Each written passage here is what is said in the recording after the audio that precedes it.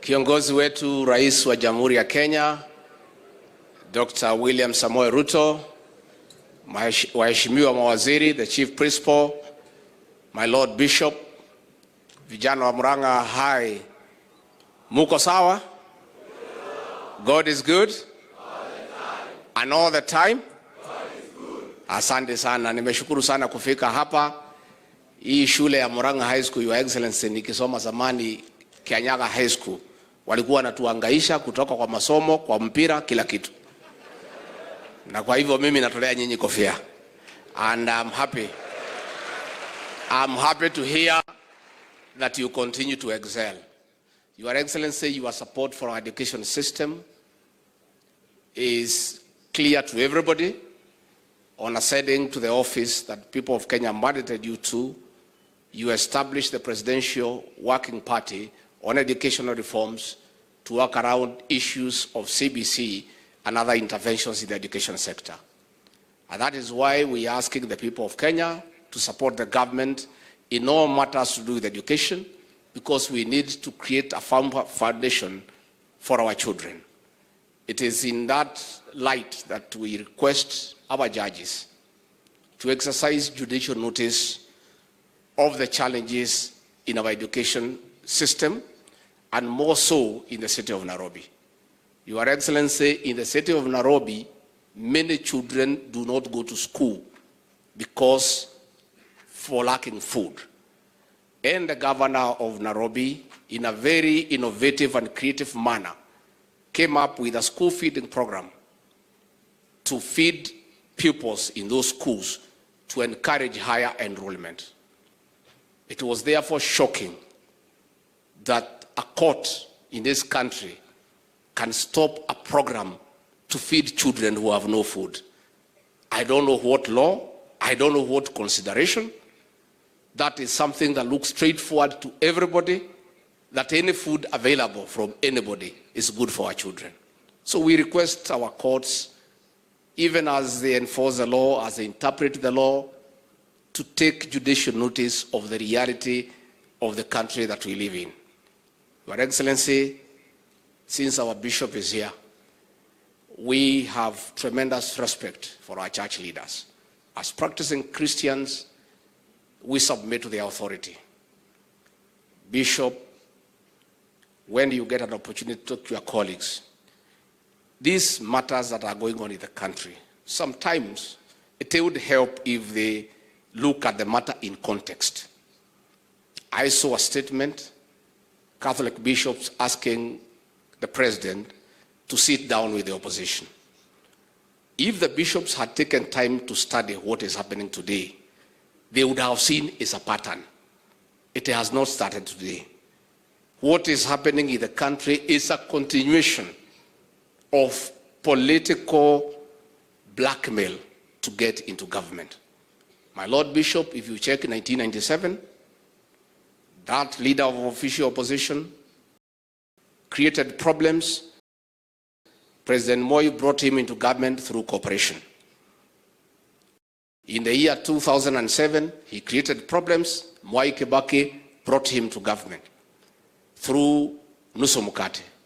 In the year 2017, he created problems, and President Uhuru Kenyatta brought him through the handshake that destabilized the Jubilee government. So what is happening today is in script. Blackmail is a crime in our penal code. So bishops, with respect, when you ask the president to sit down with a blackmailer, you are asking the president of Kenya to commit a crime. And it is good to be truthful because you are men of God. This thing is not happening in isolation. It is a script that has happened after every 5 years. And bishops, you know very well, these demonstrations have nothing to do with the cost of living, because that very man was in government through the handshake. That time, unga was 230. We have brought it down to 170, 180. Then he did not call for demonstrations. Therefore, it cannot be about the cost of living.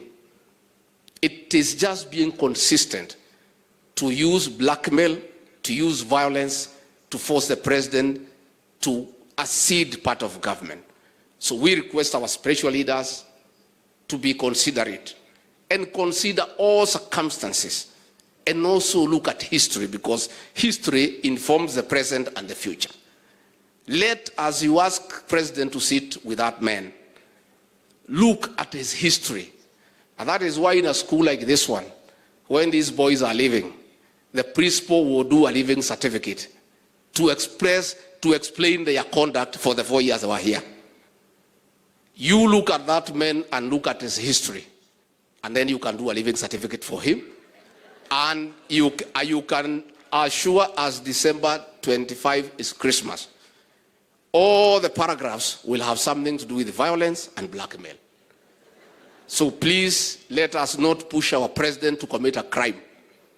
Unless we have made our laws to remove blackmail as a crime in the penal code, we'll be asking the president to engage in crime and to sit with the criminals. And that is why, Your Excellency, we want to thank you for living up to your oath of office to protect life and property. Unajua rais wetu, because he is magnanimous, even after beating them, wakiwa na uhuru na kila kitu, wagali wanamdharau, wanafikiria ati wataleta fujo.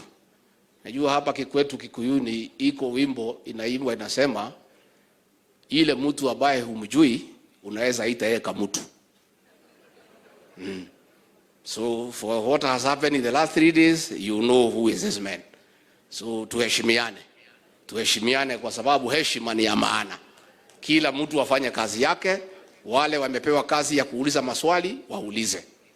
Bishops, you criticize us where we go wrong, and we accept, but always take into context what has created the present scenario, and then you can correct us, you can guide the president, you can ask him, but you must always look at what has led to the current situation. Vijana mpo?